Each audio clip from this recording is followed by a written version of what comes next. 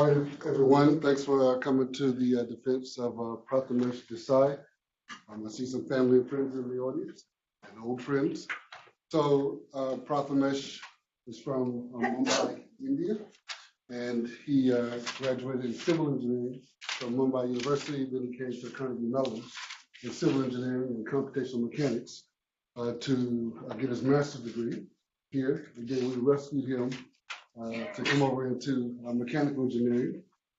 Since he was kind of a soil mechanics granular guy over in civil, we were hoping that he would bring that skill set into dealing with particulate media in our lab here, the particle tribology lab. And so what he's been working on is actually trying to look at different systems as particulate media and to figure out how to develop predictive platforms for different applications, namely additive manufacturing, and then also rock mechanics. So what we'll do is we have the committee here. This will be, our lab does a public defense, so you'll get to stay pretty much for the whole time until the committee has to talk amongst themselves and make decisions. And so at the end, we'll have Q&A. All right, so at this point, we will start, we'll let Prathamesh kick it off. Well, thanks for Felix. Good morning, everyone in the room, and good morning or good evening or good afternoon for everyone joining in online. Welcome to my Ph.D. defense. The title of my thesis is Tribosurface interactions involving particulate media with DEM-calibrated properties, and I'll be sharing results from experiments and modeling. Professor Higgs is the chair of the committee, and other committee members are Professor Booth, Professor Anna, and Professor Olive. Here's a brief overview of my talk. Start by introducing what tribology means, what is the meaning of tribosurface, and what does a tribosystem mean. We'll lay down some objectives which I would like to achieve in this thesis.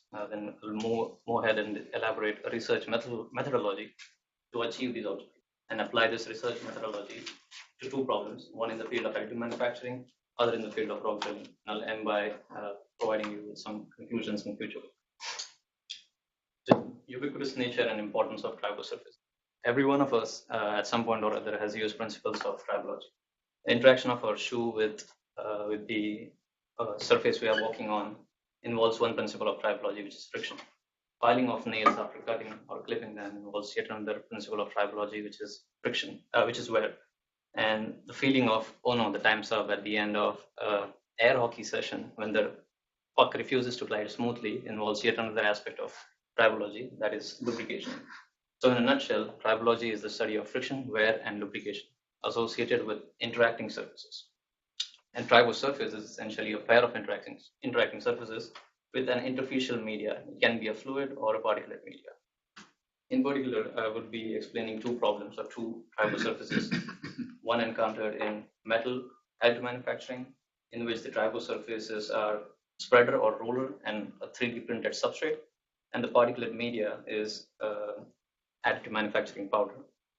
Second problem is rock drilling, in which the tribosurfaces are the rolling and rotating and impacting drill bit, and substrate is the rock, and the intervening media consists of drilling fluids and rock pitting. Now, the problem with studying tribosurfaces or tribosystems is the length scale of these systems. These interactions typically occur at length scales which are many orders of magnitude smaller than the length scale of the entire problem. So it is, in short, difficult to study these interactions, be it via theory, modeling, or experimentation.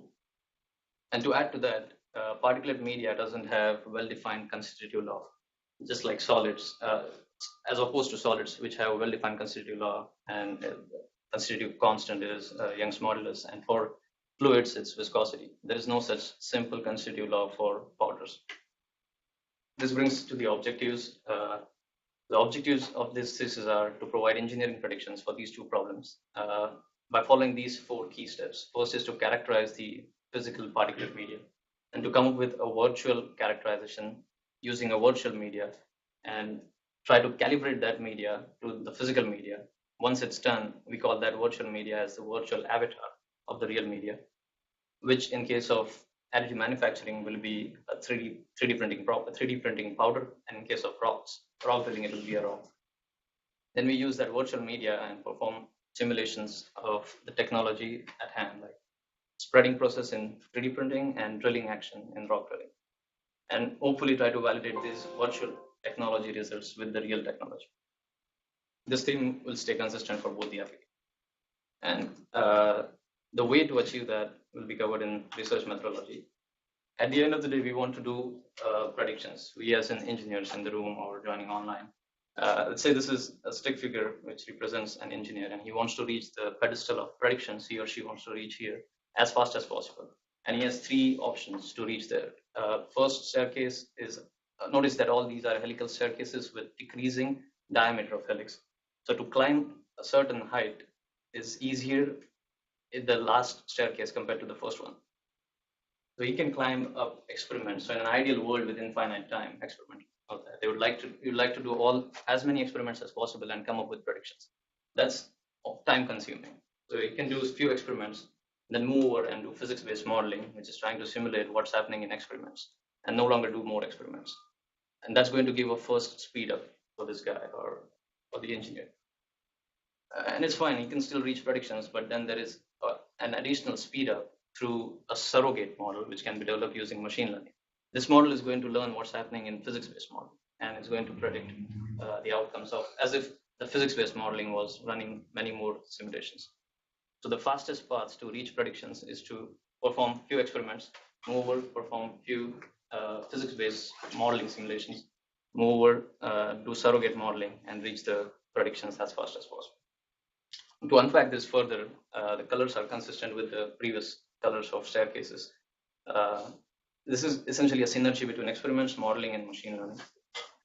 We first start by characterizing the particulate media under experiments. And parallelly, we can start by calibrating PSTAC, stands for an in-house multiphysics multipurpose code. It stands for particle surface tribology analysis code. We essentially use physics-based modeling, characterize to develop a virtual media, which is similar to a real media. Once we do that, we say that virtual media is now the virtual avatar, and perform computer experiments using the virtual tribo system. If possible, compare it with physical tribo system. If the match is well, perform at least, let's say, 40 to 50 physics-based simulations. And the problem is these simulations are time consuming. So you really don't want to do many simulations and cover the entire parameter range. Do a few of these and then move over to the final block of machine learning or surrogate modeling. Train, in this case, I've used neural networks, train a neural network to understand what's happening in physics-based modeling. If the results are comparable, use the neural network to output thousands of. And in that way, you'll get prediction maps for both the problems. And I've used this in entirety for the first application. First application is related to additive manufacturing. More so to elaborate on that, what I'm trying to study is the spreadability of metal aim powders. And while doing so, I'll share with you results from geometry experiments, modeling, experimental validation, and finally machine learning. For those of you who are new to those of you who are new to additive manufacturing, here's a quick schematic. First step involves delivery of powder, metal powder, using a hopper, and forms a heap like this. Second step involves spreading this powder in the form of a thin layer. Third step involves binding the spread layer at predetermined locations, and these locations come from a CAD file. This can be energy beams like laser or electron, or it can be a fluidic binding based system. Fourth step is descending of the platform and essentially repeating steps from 1 through 4 over and over again till we end up 3D printing this object, which is an Eiffel Tower in this case. Just to give you guys a feel of how 3D printed objects look like, I have a case with sample parts. Start from back. You can feel free to get a feel of how these parts look like, and it has some parts which are printed in plastic, some parts which are printed in metal. As you can imagine, 3D printing has wide scale applications. It is applicable in the field of personalized prosthetics, intricate artwork, in automotive and aerospace engineering to decrease the weight of parts so that the fuel efficiency increases. So the strengths of 3D printing include rapid prototyping and testing for a design engineer. It's possible that he can come up with complex designs and still manufacture it. And it can essentially result in material saving. you're able to make a lightweight part, you can do field saving. But the limitations at the same time are these parts can have a porous interior, they can have a rough exterior, and they can have an anisotropic behavior. And most of the research in additive manufacturing, Professor Buell's group, is trying to understand the fusion step. Me and Professor Higgs feel that there's an equal need to better engineer powder delivery and spreading steps. And this is a quick slide which is going to show how complex powders really are. This is the same schematic, zoomed in version of a single spread layer before and after spreading. This is the fuse layer and a fresh layer which is consisting of powder particles. While in the powder delivery step, important parameters or attributes of particle dynamics are particle shape, moisture content, and aeration or specific energy. And the interaction of roller or spreader with the powder can be captured by what is called as confined loading of the powder. And in the spread layer, the particle attributes like electromagnetic forces, particle size distribution, particle roughness can be important. It also might be important to consider cohesion, which can result in partial coverage or layer porosity. And that's how big, these are like probably all the attributes which you can consider while studying powder mechanics. But in this thesis, I'm only going to focus on 3 of these. It's confined loading, particle size distribution, and accurate representation of 3D printed substrate, and how are these particles getting spread on top of it. This is a literature tree. The works shown here have been used by me. The conclusions in these works or the methodologies elaborated here have been used by me and applied to study this problem. The challenges with studying the spreading step include, first of all, it's difficult to perform single spread experiment. We ended up that we were able to perform this after some effort. And it's difficult to characterize a spread layer. This still remains. It's difficult to understand how to measure roughness or porosity of a spread layer. And these powders, because they are metallic in nature, they're hazardous. And with respect to spreading simulations, as I mentioned at the start, there is no simple constitutive law, so you really don't know where to begin with while modeling. And the length scales result in millions of particles. And then there is a need to accurately represent spreader geometry and the 3D printed substrate. The methodology applied to this problem can be summarized in this slide. We call it as characterize, tune, virtually print, and then really print. We begin by characterizing the powder at hand using a powder rheometer. Come up with a DEM or discrete element method model, discrete element method modeling approach, and simulate what's happening in the powder rheometer. Use it as a calibration instrument and calibrate the virtual media here. Once it's calibrated, it becomes a virtual avatar of the real powder. Then take that virtual avatar, perform the real perform the simulation of the real system, which is in this case is a single layer spreading system. You can change the spreader shape, spreader speeds, and try to understand how the spread layer looks like with respect to density, porosity, and roughness. Once you get the desirable values of these 3 quantities, you can take those parameters and feed it to a real 3D print. In rheometry experiments, we can do various property measurements. You can measure flow properties, shear properties, or field properties. I'm only going to discuss flow properties. Traditionally, a Hall flow meter has been used to study flowability of powders. Essentially, is confining powder in a hopper-like scenario and allowing it to free fall under gravity and measuring the time it takes for the powder to drop down. This is relatively simple, but it's not going to capture the complex confined compressive loading which occurs in front of the spreader in case of 3D printing. And that can be obtained using a powder rheometer, in which there is a cylindrical vessel in which powder is confined and an impeller blade which penetrates through this in a circular, in essentially a helical path. This is the impeller blade, and the instrument is trying to measure the energy it takes for the blade to penetrate a certain distance at a predetermined speed. And this slide shows all the different accessories, and in my thesis I've used all of these. For the time's sake, I'm only going to show results for basic flowability energy. So when the impeller blade moves from top to bottom, it's doing a confined compressive loading. When it moves from bottom to top, it's doing essentially a slicing action, which is similar to powder's behavior from hopper, like powder discharge from hopper. And these two energies are called basic flowability energy and specific energy. 8 powder systems were tested in this study. 7 of them were titanium powders and 1 was Inconel alloy powder. And these were the results. Let's not focus at powder system 8, because that powder system 7, because that's not titanium powder. But this kind of shows that even if the material is titanium, these powders behave drastically differently from one another with respect to specific energy and bulk flow energy. That is to say that constitutive behavior has changed.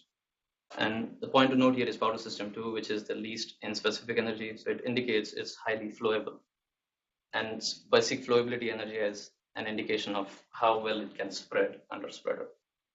Now let's look at the results from NCSU. This is not my slide. They conducted Hall flow meter test. And in this test, the same powder system 2 took the longest time to come out of this hopper scenario.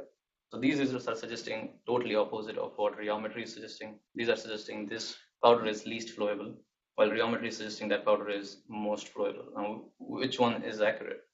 Again, this slide is not from me, it's from Bruce Rawlings group and NCSU. These are the SEM micrographs of these powder systems. This is powder system 2. It has like very big particles, nice spherical particles in some cases, as opposed to other powder systems which have fines which can result in cohesive behavior. So if you think about it, this powder system does look like it should flow much better than some other powder systems which have fines and their cohesive behavior, I would say. And we approached a subdued student, and they indeed figured out a problem with powder system 2 and confining it on the build platform. That is to say, it was highly flowable. So rheometry experiments are more suggestive of what can happen in a real 3D printer as opposed to what can happen in as opposed to the results suggested by a simple Hall flow meter. Now let's move on to the modeling approach. Discrete element method has been used in this case to model the powder. This is the transition from real physical experiments to virtual experiments. And powder is modeled as a collection of spherical balls. Essentially, well, for the sake of visualization, I have enlarged their sizes. And at each particle-particle contact, there is a spring dashboard system in normal direction and a tangential friction slider for frictional motion. All right. The discrete element method essentially best suits the problem at hand because powder has a discrete nature, and the contact forces which are used are just normal and tangential forces. This is the contact model again.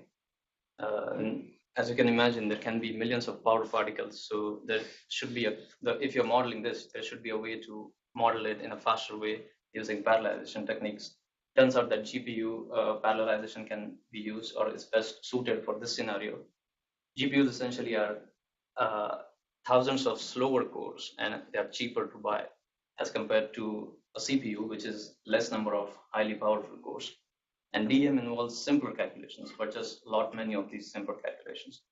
So GPUs can be used to accelerate DEM calculations. There are some assumptions. We can go over that in the Q&A if required. And there is a need to accurately capture interactions between particles and solids. In this case, it's an impeller blade. Traditionally, it's usually modeled like this, just as a collection of rigid particles. But in this study, we have used what is called as a particle tessellated surface interaction scheme, in which the geometry is tessellated in the form of an STL file, and all the particle-solid interactions come down to particle-triangle interactions.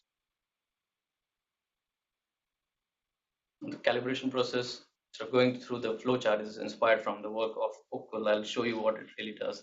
If you think about the problem, there are 3 different collisions taking place, 3 different types of collisions: powder particles interacting with powder particles interacting with the cylindrical vessel, and powder particles interacting with the impeller plate. If you can isolate these 3 in such a way that you can tune only one, there's a need to tune only one parameter, you can get a good calibration process. First, we isolate particle-particle impact and say, let's try to calibrate the model to angle of repose. The blue line is the angle of repose formed by powder particles, titanium powder particles, falling on powder particles. And the red line is model trying to match that. Once it's matched, we fix particle-particle friction coefficient. Then we do the same thing, but now for particle impeller, particle cylindrical vessel. And again, this is an angle of repose testing. Once we fix that, then we do a virtual rheometry test, and we can extract force and torque experienced by the impeller plane. The red lines are in-house experimental curves, and the light blue line is the first try of this calibration process. You can see that it's not that good, so you iterate through different Ks and betas and reach a stage where P-stack output is within 5% of the experimental output. Now you guys can see that this is happening at a smaller fill height, and in my dissertation I've stated how to get this fill height. This height is essentially twice the height of the blade. There was a fill height independent study carried out to get this height. So calibration is conducted for a smaller height. And once we do that, now without any more calibration, I ran a full height rheometry study, and this is how the experiment looks like. Red line is experimental in-house experiment results, and black line is the output from the virtual rheometer. It was calibrated somewhere here, only at a smaller height, and you can see that if we let it go through the entire height, results are not that far from experiments. One issue with a calibrated DEM model is it can perform well only in the experiment where it's calibrated at. So to see if it can work in different scenarios, ran the same rheometer, but now at a different blade speed. Now this is the same virtual media without any more calibration. And again, the red lines are experimental curves and black line is output from the model. So with decreasing blade speeds, it's still close to the experiment. So that is to say, we can use the same virtual media in the range of 40 to 100 millimeters per second translation speeds of spreader. Now, one important point which came up during my proposal was to incorporate polydispersity or particle size distribution, because that's what will be more seen in a spreading-like scenario as opposed to a rheometer-like scenario. From the manufacturer, it was said that the particle system which I was simulating had particles in the range of 100 to 250 microns. I assumed it to have a normal size, normal distribution. And I ran through the entire calibration process again. But now the problem is, as the particle sizes go down, initially we had simulated only 250 micron particles. Now there is all these smaller particles, because of which the particles simulated in the smaller height itself is equivalent to what was simulated for the larger fill height. The simulation was 1.2 million particles, and the way they have been color coded is for the particles along the cylindrical wall have been scaled by their particle sizes and also color coded by particle sizes. And the interior particles are color coded by their speeds and depicted only as points at their centers.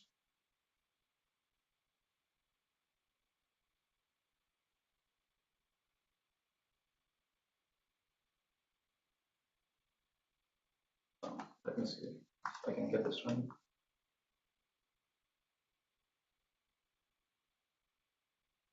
All right.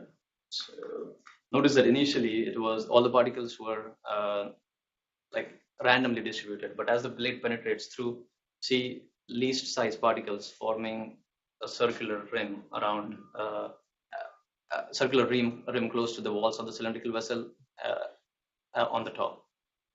So this phenomenon is common in powder scenarios, which is segregation. Essentially, the energy coming from the blade is pushing the smaller particles outside, and they're able to fill in the gaps created by larger particles, and we are able to capture that in this scenario. So this is just a top view snap. You can see all these smaller size particles are occupying the slit between the impeller vessel and the impeller blade. So cylindrical vessel blade. This is the same similar plot which shows how the calibration took place, and the final black line is the third trial, which is more reflective of the virtual avatar. Now, experimental validation. I began by saying that it's difficult to perform single layer spreading studies, and it's still the case. But we tried to come up with a retrofit for X1 3D printer so that we will probably be able to isolate a single layer. It's over on the left is the STL file and the design retrofit which was used in the X1, and over on the right is the same retrofit but now 3D printed in plastic. And then this is the place where you'll put a 3D printed part on which you want to study the spreading process. That's the titanium part, and the spreading occurs like this. Let's see, these grooves are, or this valley is essentially just to capture the superfluous powder. Step is to load it, then to put it, make it flush with the top surface, then deliver a fixed volume of powder in front of it, perform spreading. And we would like to know what happened between these two. So what I did was I got an endoscope and put it in front of the spreader to capture a single spread scenario. Now this is the roller. It's rotating in counterclockwise direction and translating from left to right. And this is the powder, fixed volume of powder which was delivered in front of it. You can see this is the same retrofit which was there in that case. This is the 3D printed part, coupon, and we would like to, you can see that there is a circular interface which is of the powder getting formed in front of the spreader. So we'd like to simulate this as close to reality as possible. So what I did was I took the spreading coupon, put it in a reflection-based interferometer and reflection-based profilometer, and this is what the surface profile looks like for this part. This is the entire top surface profile, and the height distribution is this. So surface roughness can be 79 microns. We would essentially like to replicate this in our virtual setup. So I took this, measured. So here you can see there are two peaks and valleys per 25 millimeters. Took that and extrapolated to generate a 100 millimeters by 100 millimeters surface, which has similar roughness, that is 79 microns, and it has similar number of ridges per unit length. We'll take that now. This is again the same experimental clip. And we'd like to see if the simulation clip is similar to what's happening here.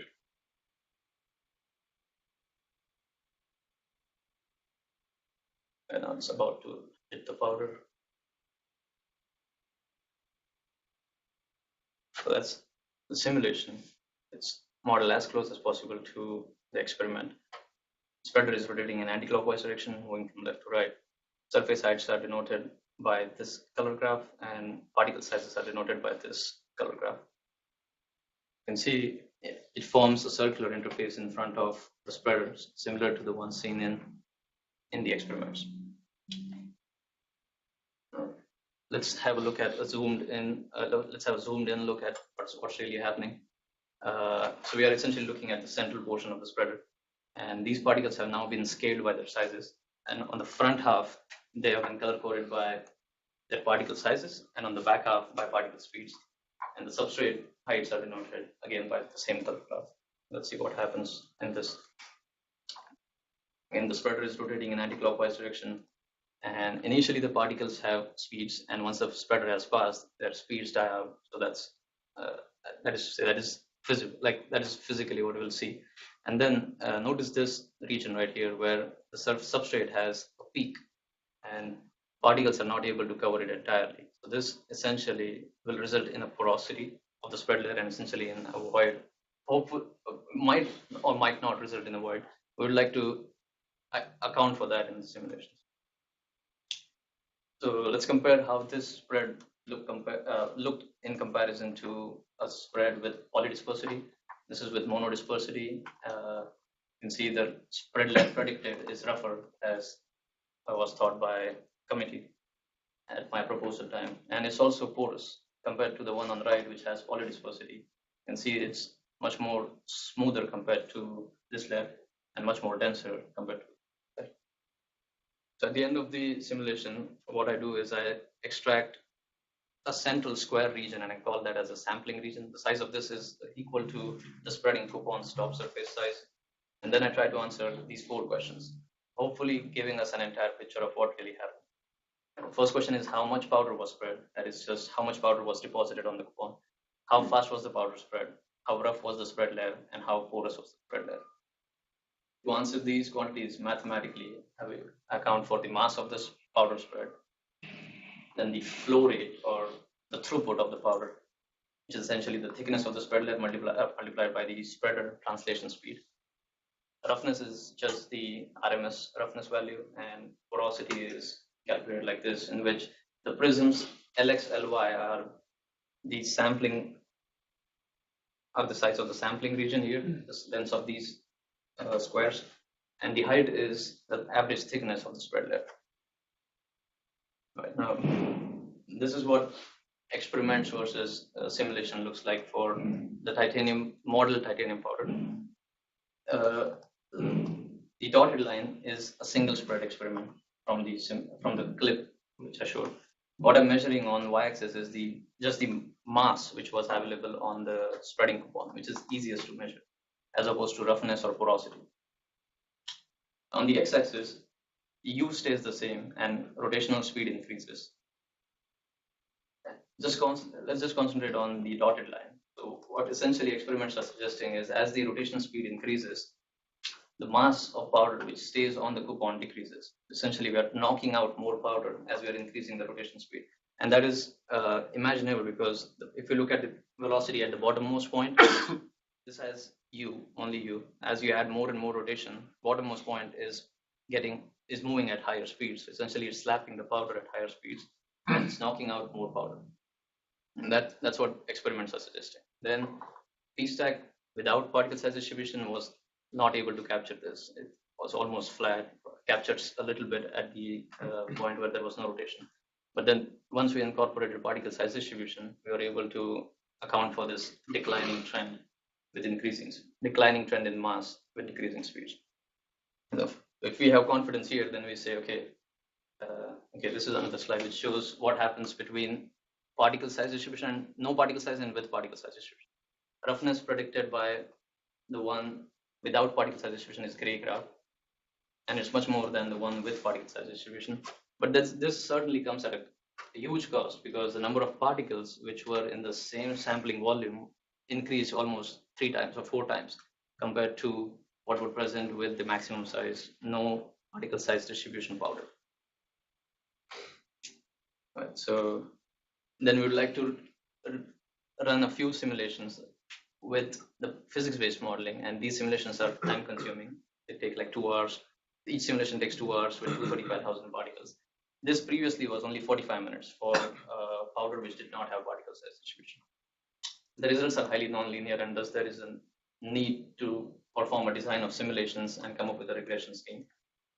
This is the parameters which were varied. Essentially, the translation speed and rotation speed were varied. Surface substrate roughness was kept at 79 microns. And neural network was designed to have 2 inputs and 4 outputs. This is a general schematic. The one used in study had a single hidden layer. Inputs were rotation and translation speeds of roller, and outputs were these 4 layer quality descriptors or layer properties. Then, in order to avoid overfit for a neural network, we want to match the test data. What happens is 45 P-stack runs are divided as 35 to train this neural network and 10 to test the neural network's performance. If there is an overfitting, you'll get 100% accuracy probably with training data, but a lot of error with testing data. The way to avoid that is to use L2 regularization. That was used. The fitting function was sigmoid, and L2 regularization parameter was 0.1, and the number of hidden nodes was 2. So we run through. Once you run this neural network, it's going to give a map between U omega and these quantities. And I'm going to show all these maps separately, surface plots. This is translation speed, rotation speed versus the mass of powder which was present on the coupon or sampling volume. Blue points are the test data, black points are test data, and the regress surface is the output from machine learning code. And we like to call this as a blanket plot because it's essentially blanketing all the points, or at least trying to do so. And on the right, I've shown a correlation coefficient between the P-stack results and neural network results for test data and training data. It's training data accuracy of 99% for the first parameter, training and test data. Then the second parameter is throughput of spread, that's QS. This is a little less accurate with respect to training data. With respect to testing data, it's 96% accurate, but training data, it's 98% accurate. Then roughness of layer, again, at least 99% accuracy. And porosity of layer, we are able to predict again with around 98% accuracy. These are all the spread properties at a glance.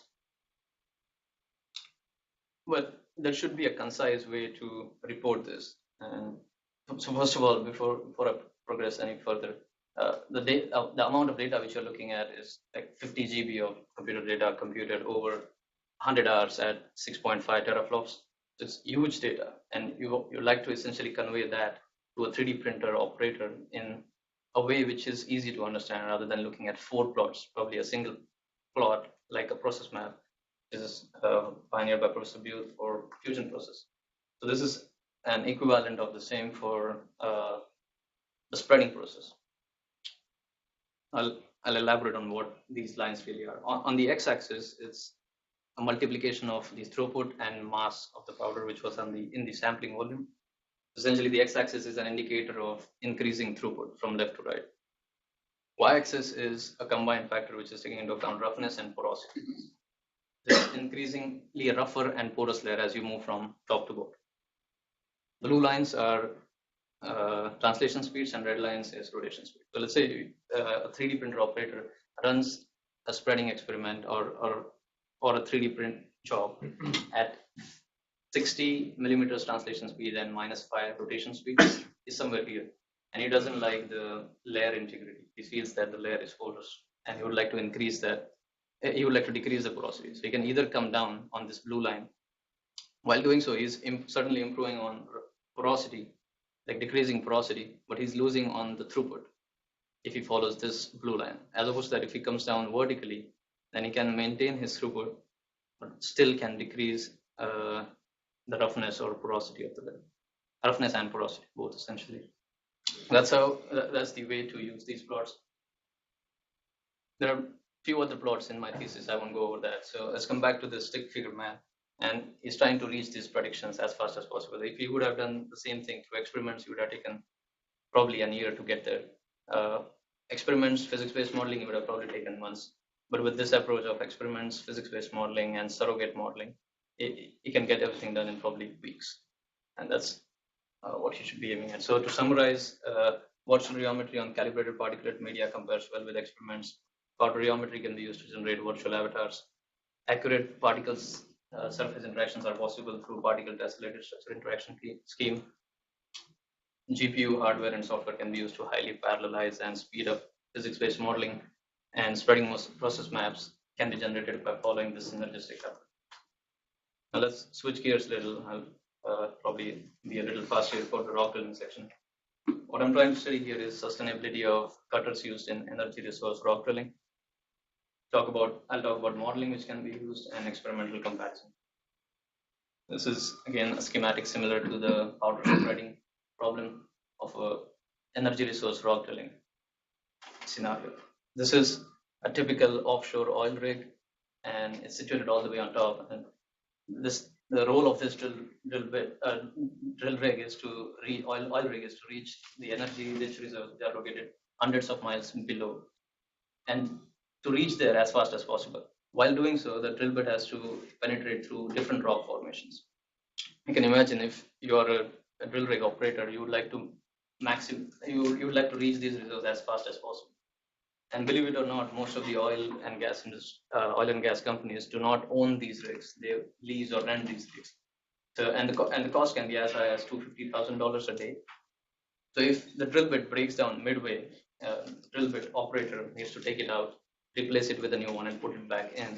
While he's doing all of this, he's wasting almost a day, and no drilling has occurred in that day. There's loss of dollars. So we'd like to essentially optimize for that. This is how the drill bit rock interface looks like. And it is a multi-physics problem rich in rock mechanics, which can be modeled using a bonded DEM approach. Drilling fluid model, which can be done using bonded DEM plus CFD. And the drilling fluid is also going to cause lubrication between the drill bit and the rock geometry. And that can be accounted by an immersed body plus CFD model. And again, as in the previous case, I'm not going to account for all the physics because it becomes too computationally expensive. I'll account for only bonded rock model and lubrication model. Similar to previous problem, literature tree with works which have been used, or the findings of the works which have been used in this study. And this applying the same recipe which was used in the previous study. We will characterize the rock, tune a virtual rock to behave similar to the real rock, virtually drill, and hopefully come up with results which are comparable to a real drilling scenario and give those drilling parameters to a real oil rig. So characterize the rock, tune the DEM for rock morphology and rock strength characterization. Use those parameters to drill using a benchtop drilling machine and optimize for rate of penetration and wear of cutter. I haven't covered wear of cutter in this study. I've only accounted for rate of penetration. Take those drilling parameter or drill setting and give it to a real oil rig. With modeling, two types of modeling, rock modeling and fluid modeling.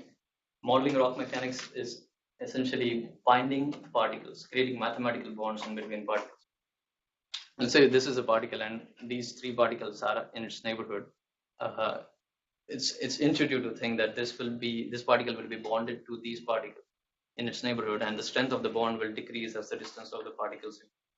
And that's what has been used in this study. The strength of the bond is indicated by the thickness of this red triangle. As the distance between particles increases, the strength of the bond goes down. And as the bonds break, the model switches back to the DEM model, which was used in the previous application. This is just some more math. We can talk about it in Q&A. The rock characterization test, which was used in this study, is a point load test defined by ASTM standard 5371. It essentially is a nutcracker-like instrument, and in which a small size of rock can be crushed using point loads through play pins. And the standard defines a valid failure to be one in which the rock fails by fissure formation, which goes from top surface to the bottom surface. If it fails like this, it's an invalid failure. And let's see how a virtual rock fails in a similar scenario. So notice that this is the isometric view, and this is just the top view without the platens. And these platens are moving close to each other. They're trying to crush the rock. Once the bonds are broken, they will cease acting. See at the end, it breaks similar to, it happens quickly. I have an static image of it. You can see a fracture penetrates from the top surface to the bottom surface. So we can say that the rock which we have is kind of doing similar to what can be expected in a real rock. At this point, I would like to say that this virtual avatar is not as strong as a real rock. It is more like a weak concrete rock. Then to account for fluid mechanics, drilling fluid can have myriad roles in the drilling action, right from cooling down the drill bit interface and to helping flush out the rock cuttings from the drill bit rock interface, and to provide rotational torque to the drill bit. It also helps in formation of filter cakes, but adversely it can also affect the drilling action by lubricating more than what you would like to get the drill bit rock interface, and thereby decrease the rate of penetration. This is what we found in the benchtop drilling rig. That's why I tried to model that more than the first three. And fluid mechanics, computational fluid mechanics has been done by solving full 3D Navier-Stokes equations using finite differencing technique. And the immersed solids are accounted by using what's known as an immersed boundary method, which fakes a body force term and makes the fluid feel like there is a solid, but there is really no solid. There's still a fluid mesh everywhere in the room. And to validate this, I used flow past cylinder as the benchmark problem. Fluid is entering from left at velocity inlet, pressure outlet, zero gradient top and bottom, and no slip on the walls. Then I've also, because of the length scales of tribosurfaces, we would like to have a scheme which is going to refine the mesh in the tribosurface and keep it coarse everywhere else. And to do that, I developed a graded mesh-like scenario in which the mesh is scaled exponentially. So this is the P-stack mesh with only 23,000 elements and an open foam body fitted mesh with 67,000 elements. This is how a typical simulation looks like. And it's an easy problem to set up, but it captures myriad physics of vortex instability, Karman vortex street, pressure stagnation point. And we're able to capture all of that with this physics-based simulation. On the left, I've shown the time period of these vortex shedding. And on the right, it's the length of recirculation region. The red triangles are P-stack output in both the plots. and the other curves are published results either from experiments or modeling. And blue lines in both is open form results. You can see a finite differencing technique compares well with a finite volume technique, which was used in open form study, and a uniform a rectilinear grid compares well with a body fitted mesh. So essentially, in this simulation, there is no fluid here. In this simulation, there is fluid here, but has a fake body force. Let's do experimental comparison. Drilling simulator benchtop drilling simulator looks like this. Essentially has a drill bit, which is a miniaturized version of a real drill bit. And then the way to account for in the modeling scenario is again through the STL surface representation. The slide is showing experimental findings for Castle Gate sandstone from energy-rich state of Texas. The first two lines, this is orange and yellow, were drilling studies at the same settings. We wanted to make sure that the drilling rig can produce repeatable results and producing repeatable results. And the second one, or the third curve, is the one at half the weight on bit compared to the first two. So in this scenario, the drill bit has lesser load on it compared to the first two. And you can see that drilling action, first of all, is not as nice linear as the first two. So kind of experiencing a jagged motion of the bit bouncing phenomenon than in the experiments. And to simulate that, use this bonded DEM approach, 265,000 particles, and it's a little bit penetrating at a similar speed and weight, lesser weight, sorry. Then the drill cuttings look like this, which are captured at the top. And just looking at the Tribosurface as we did for the spreading scenario, the drill cuttings get cut and they get settled down on the top of the drill bit. And this is what we observed even in experiments, drill cuttings, residual drill cuttings over the drill bit. And to juxtapose results from modeling, keep in mind that this rock is weaker in strength compared to the real rock. But still, as I decrease the weight on bit, reduced it by half, it took longer time to penetrate to the same depth than the one which had twice the weight on bit. So these two are giving similar trends. I still cannot put them on top of each other because they are not having the same crushing strength. Now, drilling in aqueous conditions, water was used as a drilling fluid. This was conducted for crab orchard sandstone, and the drilling rate of penetration is essentially the slope of this drilling depth versus time graph.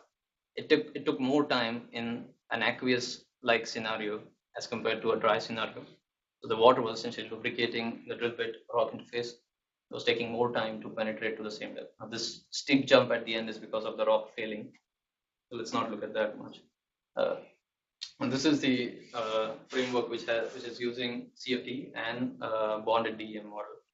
And what I've done is I've isolated the drill bit and modeled the CFD of the drill bit interacting with a flat surface, which is not going to happen. This surface is always going to evolve. We can do that and say let's get a graded mesh so that the height which you see in between the drill bit and the base is a single particle size. And we are able to capture that using this graded mesh approach as fluid flow happening. Then we can get the pressure field, integrate that pressure field over the bottom surface to get the lubricating force, which is going to push against the drill bit. Use that to decrease the weight on bit and perform the drilling simulation. Black lines here are streamlines. Or keep in mind that there is no fluid particle coupling. There is only fluid solid coupling. Solid being the drill bit. And when I do that, again juxtaposing modeling and experiments, orange line is for a weight on bit in the dry scenario, 0.5 newtons, and the blue line is taking into account the lubrication action, and we do see a decrease in rate of penetration as we account for fluids. Still, I cannot put them on top of each other because the rock is not strong enough. To summarize this, virtual point load test can be used to calibrate a rock comprised of DEM particles. And multiphysics models simulating rock and fluid mechanics can provide findings similar to first-order findings similar to a drilling simulator. To conclude, it's possible. essentially the objectives. It's possible to provide engineering predictions for metal aim and energy resource rock drilling provided by following these 4 steps. First, characterize the particulate media, come up with a virtual representation of that media, call it virtual avatar, use that to simulate the technology application at hand, check if it's similar to the real version of the technology application. If so, come up with prediction maps, which was done in this case only for the spreading step of additive manufacturing. Disclosures and dissemination, file for a provisional patent on the spreading process maps in AM. Professor Booth has presented experimental findings. I myself presented work at Rapid for virtual geometry. There is a SFF publication first authored by Untitled, which takes into account machine learning predictions. And Professor also recently gave a plenary talk in which he showed part of these results for spreading process maps. Accomplishments, PStack or particle surface topology analysis code was envisioned by a previous PhD student, late Dr. Jeremiah Mpagse. And I've taken that and incorporated newer things like how to calibrate particulate media, how to accurately represent particle-solid interactions. I've upgraded it to be a parallelized version on a GPU code with million computational units by hardware as well as software. So we essentially had to build a computer instead of buying one because buying was too expensive. We got all the parts, assembled it essentially. Alec is be a student which helped me with that, and who helped me with that. And then finally, sophisticated regression can be obtained using machine learning. Future work, powder-specific spreader geometry study. Essentially, you can change the spreader shape now and come up with the shape which best suits the powder at hand. And PStack can be used to essentially reverse engineer which powder, what should be the powder size distribution for a particular powder to be spreadable in the 3D printer. And definitely there is a scope to incorporate more particle physics. Computations can be speeded further by upgrading the code to multi-GPU code. And definitely this is still missing, drilling process maps using PStack. I'd like to thank many people who have been responsible for this endeavor. Like to first begin by thanking my parents, Prathamesh Desai and Sanjay Desai. They provided us with, me and my sister, with nice science conducive environment. Have worked hard, strived hard to send us to best possible schools. And I'd like to thank my sister and her husband, Project and Swapnil, for coming all the way from Australia to be here. And that's my cousin, Caitlin. Then I'd like to thank my grandparents, coming from a working class family, where middle class family with working parents. My grandparents were the one who took care of me and my sister. They hopefully did a good job. And I'd like to thank my uncle and aunt who are settled here in US and kind of gave me an idea to develop Cobra and Mongoose, the GPU computers. Then the thought which is in all of our heads when we are in a country far away from our hometown is my family. Who is there to help my family if there is a need? This is the set of friends, my close friends who are back in India, brothers from different mothers. I can rely safely on them if something were to go wrong. And then I was fortunate enough to associate myself with the freshers, Christine, Sarah, Lulan, who hosted me for majority of my CMU life. I'd like to thank Sandra for helping me with 3D printing and always being there to answer my questions. Chris, as usual, every one of us, to thank him. Then the set of friends which I developed here at CMU, close friends, hopefully they are online, I'm not sure.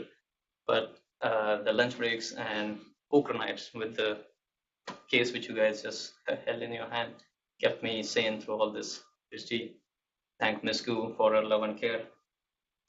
Furthermore, group of friends and teachers who motivated me. Still more group of friends, the attendees in the room. You'll find your name here for sure. And then coming to research-related acknowledgements, I'd like to thank Wong and Akash for their help with GPU computing. I'd like to thank Ventai for his help with machine learning.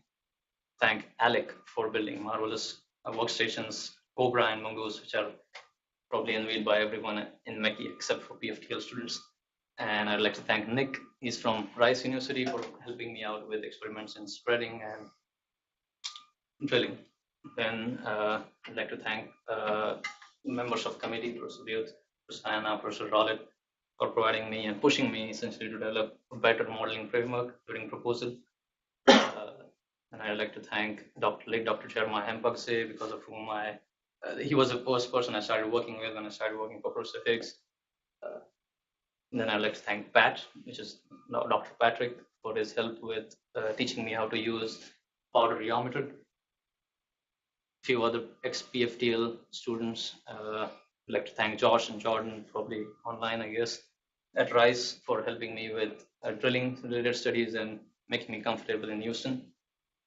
Make me feel comfortable. You guys can see that this picture is trying to get, it's evolving. You can see that there is some portrait coming into shape, but still lacks that physics, as I would like to associate that with Tribosurface, the important physics, which gives this portrait an identity.